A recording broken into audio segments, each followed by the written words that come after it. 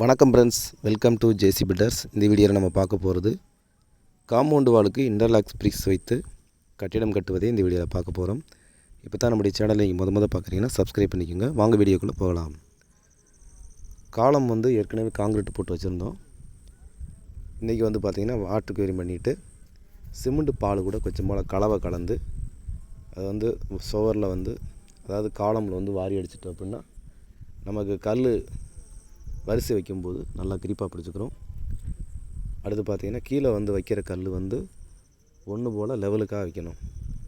ஏன்னா கீழே வைக்கிற கல் தான் முக்கியமானது. லைன் ஒன்று போல் வாட்டர் லெவலுக்காக வரிசை வச்சுட்டோம் அப்படின்னா நமக்கு மேலே வரைக்கும் ஒன்று போல் நீட்டாக வந்துடும். அதனால் வரிசை வைக்கும்போது லெவல் கடத்தி நூலுக்காக சரியாக கட்டிடுங்க. அதுதான் முக்கியமானது. அதுக்கடுத்து அந்த கீக்கல்லுக்காக நீங்கள் தூக்கு பார்த்தா போதும். அல்ல அப்படின்னா காலமில் நம்ம நூல் கட்டிட்டால் கரெக்டாக வந்துடும். இந்த கல் நம்ம மிஷின் வச்சு கட் பண்ணால் கொஞ்சம் அக்யூரேட்டாக இருக்கும். நம்ம உளி சுத்தியில் வச்சு அடித்தோம்னா கொஞ்சம் முன்னப்பின வரும்.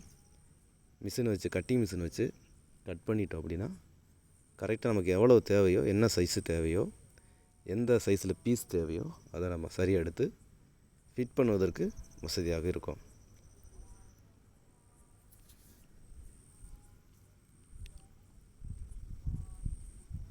ஓகே, இப்போ நமக்கு தேவையான அளவுக்கு நம்ம என்ன செய்கிறோம், கட் பண்ணி எடுக்கிறோம்.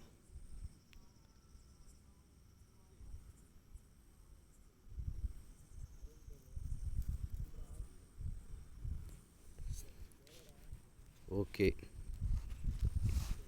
தேவையான அளவுக்கு எடுத்துட்டோம். அடுத்து ஒரு வரிசையாக நீட்டாக பொறுமையாக அடுக்கிறது தான் வேலை. இது டைம் பார்த்திங்கன்னா மிச்சப்படும். நமக்கு சிமெண்ட்டு மணல் மிச்சம். இது லாக்கு, இன்டர் லாக்குன்னு சொல்லுவாங்க. லாக் கல் தான் அது. நமக்கு சிமெண்ட்டு மணலும் அதிகமாக தேவைப்படாது, பிளாஸ்டிங்கும் பண்ண வேண்டியதில்லை. அதனால தான் காம்பவுண்டு வாலுக்கு இந்த பிரிக்ஸை சூஸ் பண்ணோம். இன்றைக்கு பாதி வேலை முடிஞ்சு, நாளைக்கு கம்ப்ளீட் பண்ணிவிட்டு முழு வீடியோ அனுப்புகிறேன். ஓகே, பாய்.